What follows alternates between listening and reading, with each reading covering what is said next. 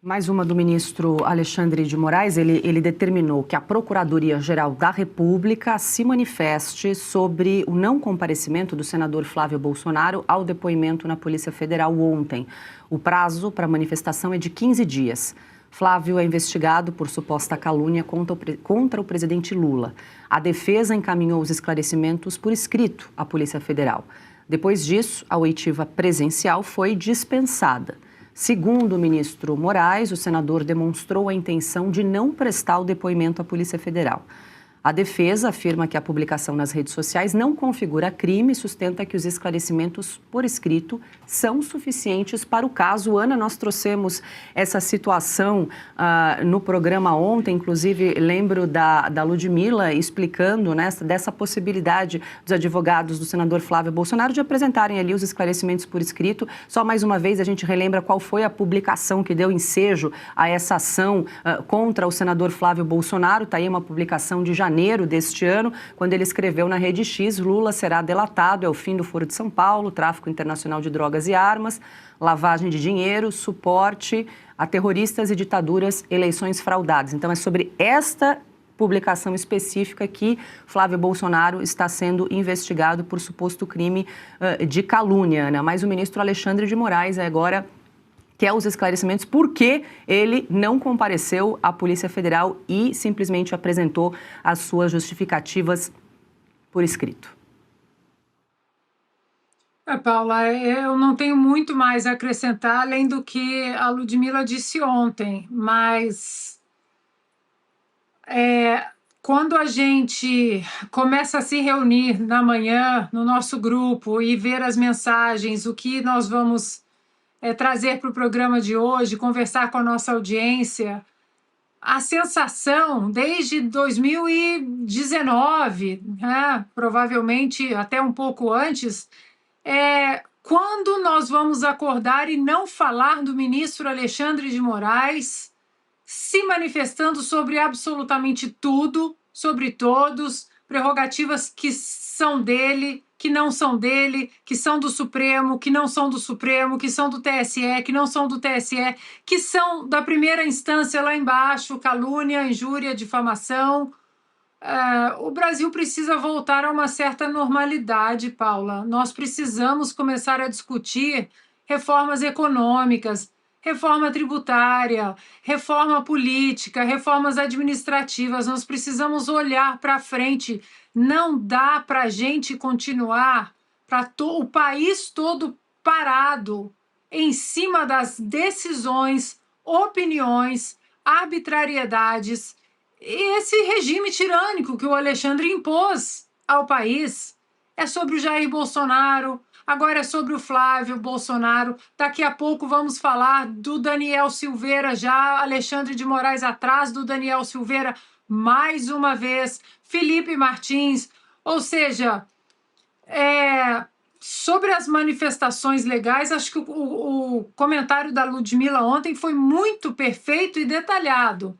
Não me arrisco a acrescentar absolutamente mais nada. Agora, está tudo muito claro, Paula. Está tudo muito claro. Eu sei que a gente não pode ficar depositando nossas esperanças nos americanos, no argentino, no Milei que vem para cá, a carta dos Estados Unidos ontem, né, a prorrogação de emergência em cima do Brasil. A gente tem que fazer pressão aqui dentro do Brasil, nos senadores, nos deputados. O que vai ser feito em relação a Alexandre de Moraes? O que vai ser feito? Nós temos freios e contrapesos para serem usados.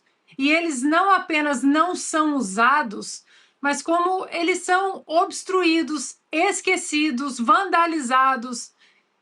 É preciso olhar para frente, Paula. Ninguém aguenta mais um país que parou num abismo, num buraco negro chamado Alexandre de Moraes. Pois é, Luciano, é curioso, porque o ministro Moraes agora quer ouvir o parecer, a manifestação da Procuradoria-Geral da República, que foi o PGR que tinha pedido essa oitiva do senador Flávio Bolsonaro, Sim. que acabou não comparecendo ontem, era às 14 horas, esse depoimento na Polícia Federal, e acabou enviando os esclarecimentos por escrito. Mas tem outro componente, ingrediente neste caso, que é a imunidade parlamentar do senador Flávio Bolsonaro. Exatamente, Paulo. E, na verdade, a Ana Paula acabou de mencionar o abismo, né? O título do meu artigo neste livro que você mencionou no início é Empurrando o País para o Abismo. O sujeito deste verbo é o STF. Sugiro ler o artigo. Mas este aspecto da imunidade parlamentar é extremamente importante. É preciso que a gente volte às razões pelas quais a imunidade parlamentar existe no país. Nós temos representantes eleitos, o povo se manifesta através de seus representantes e esses representantes precisam de garantias, de proteções para manifestar, levar o pensamento dos seus eleitores, de forma a não temerem represálias por essas posições políticas. Isso é extremamente importante de proteger e é por isso que está consagrado no artigo 53 da Constituição Federal.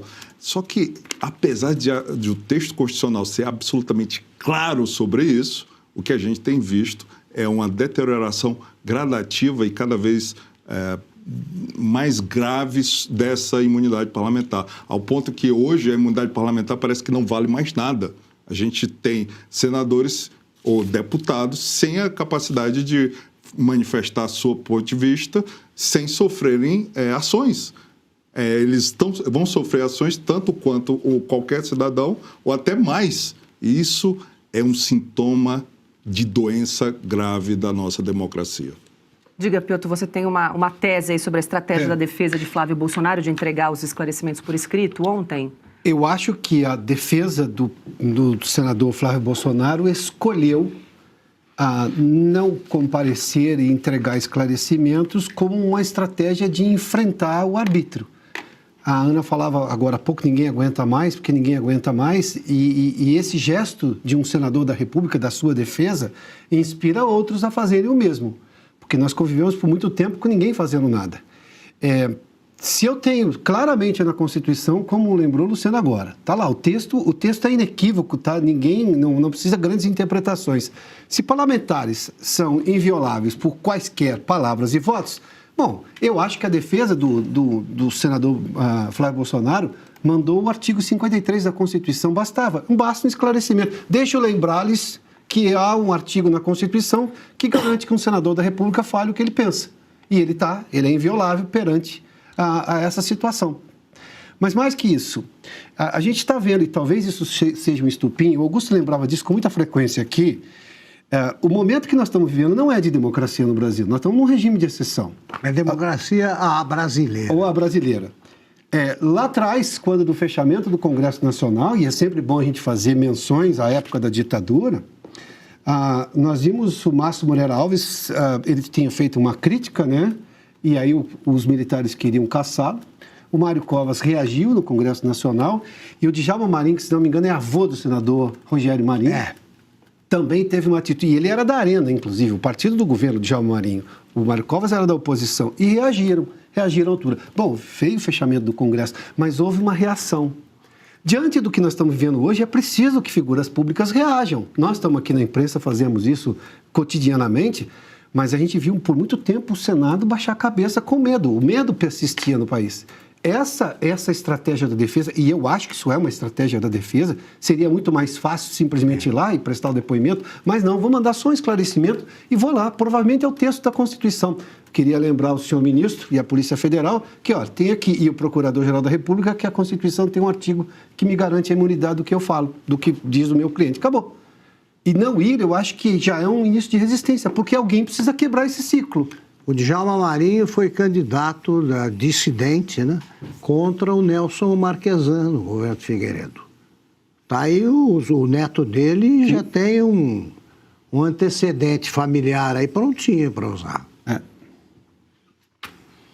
18 horas e 16 minutos. Deixa eu aproveitar e fazer a propaganda. O Luciano fez menção ao artigo do livro A Constituição e a Liberdade, empurrando o país para o abismo, que é um dos artigos aqui que compõem essa obra, A Constituição e a Liberdade, que foi uma obra organizada pelo professor Luciano e também pelo professor Modesto Carvalhosa, em homenagem ao nosso queridíssimo jurista Ives Gandra da Silva Martins, com artigos de vários juristas, jornalistas também, tive a oportunidade de contribuir, ao lado da Ana, inclusive tem um artigo do Guzo, que também pôde contribuir com essa obra, e é essa obra que deu origem, deu voz, né, ao programa, sempre às segundas-feiras, A Constituição e a Liberdade, comandado pelo Luciano de Castro, que justamente entrevista todos os colunistas desse livro. Então, recomendo a leitura e também acompanhar o programa sextas-feiras. Se me permite, claro. Ana, Paulo, você mencionou o J.R. Guzo e nós fazemos uma homenagem, porque o artigo dele foi escrito, foi publicado, né, depois da sua morte, e nós colocamos em memória uma homenagem a esse grande jornalista. Eu acho que junto com o Augusto Nunes, esses dois grandes jornalistas que nós temos aqui, felizmente nós perdemos o Guzo. Isso, então fica o registro. Daqui a pouco eu vou falar de um outro livro do Luciano, mas só depois. Temos tempo ainda, temos bastante tempo ainda de programa, Luciano. Vai ficar conosco durante todo o Sem Filtro. Deixa eu aproveitar agora que é a hora da gente convidar a audiência para também participar do nosso programa, enviando um vídeo para a gente. O número do WhatsApp é o 11 95786 1993. A gente aguarda a sua participação. Luciano, você é do Ceará? Eu nasci no Ceará. Ceará, então vamos convidar o pessoal do Ceará. Com certeza. Para também participar, mandar vídeos para a gente. O Luciano hoje mora nos Estados Unidos, em Iowa, longe da Califórnia. Quanto tempo? Fica 3 horas ao oeste de Chicago, na mesma latitude. Então, a gente também convoca os brasileiros que estão nos Estados Unidos acompanhando o Oeste Sem Filtro a prestigiar hoje o nosso programa. Não é pertinho de Lavras, então, né? Dessa vez não, né, Piotr? Pertinho de Lavras, né? Não. Dessa vez não. Mas é isso, vamos que vamos. Então, eu já passei o telefone, né? Mais uma vez, vou reforçar o convite, então, para a nossa audiência no 11 5786 1993. É só mandar um vídeo para a gente e depois reproduzir no término do Sem Filtro. A gente vai para um rápido intervalo, volta já. E se você pudesse ter acesso aos bastidores do Sem Filtro e conversar direto com os comentaristas e âncoras da Oeste? Agora, isso é possível com o Clube de Membros do nosso canal no YouTube. O clube foi criado para quem quer dar um passo além e fazer parte de uma comunidade exclusiva. São 3 níveis de assinatura, pensados para aproximar você da nossa equipe. No plano apoiador, você ganha destaque no chat, figurinhas personalizadas e acesso a publicações exclusivas na comunidade do canal. Quer estar ainda mais perto da Oeste? Nos níveis Engajado e VIP, nós liberamos acesso às lives fechadas com nossos apresentadores e comentaristas, nas modalidades mensal ou semanal. Você também participa de sorteios de livros e produtos da Oeste, além de acesso antecipado a vídeos e a uma visão direta dos bastidores do programa Oeste Sem Filtro. Faça parte do nosso clube de membros e tenha acesso a lives exclusivas comigo e com todo o time da Oeste. Se você acredita na importância de um jornalismo livre, independente e comprometido com os fatos, clique agora no botão Seja Membro e conheça todos os detalhes e vantagens de cada plano.